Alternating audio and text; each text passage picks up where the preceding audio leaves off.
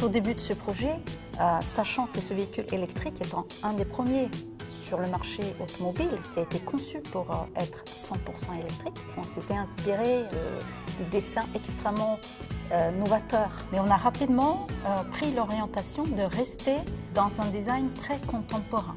Pour concevoir une voiture 100% électrique, le premier défi, bien évidemment, c'est d'implanter la batterie. Donc la batterie, c'est quand même un organe qui pèse 290 kg. Donc c'est pas facile de déguiser ce volume dans l'architecture de la voiture sans faire une voiture qui est trop haute marché. L'inspiration de Zoé se retrouve principalement dans les deux mots-clés énergie et pur. On le voit à travers sa surface latérale qui est extrêmement fluide, avec des écarts marqués.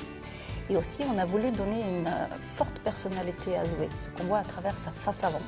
Cette énergie pure se retrouve également à l'intérieur, à travers cette planche de bord extrêmement simple qui dessine la lame d'une éolienne.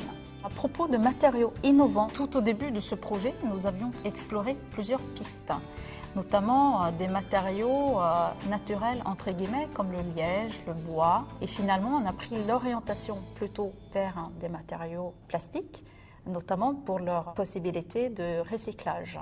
Nous avons aussi innové en termes de matériaux de textile avec un traitement Téflon sur les sièges.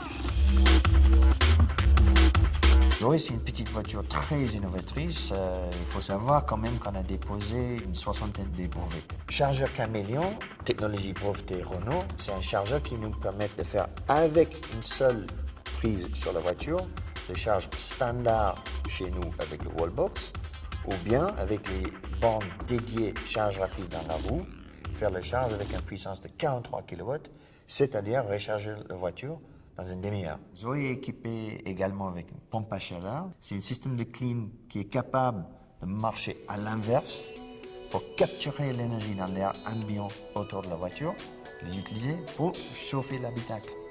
Comme ça, on n'utilise pas l'énergie dans la batterie et on arrive à prolonger l'autonomie de Zoé.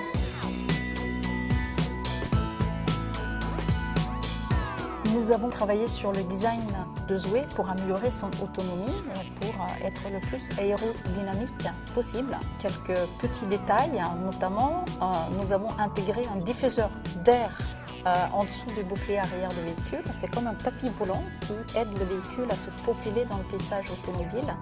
Et nous avons aussi intégré la commande d'ouverture de porte arrière dans les vitres du véhicule.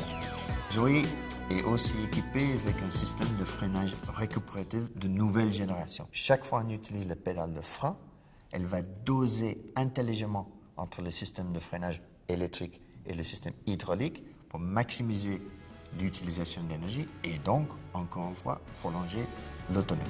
Zoé, ça a été un projet passionnant parce qu'on a inventé la voiture électrique à travers Zoé. Zoé sera fabriquée à Flins et je peux vous dire que toute l'équipe de Flins, ils sont vraiment enthousiasmés.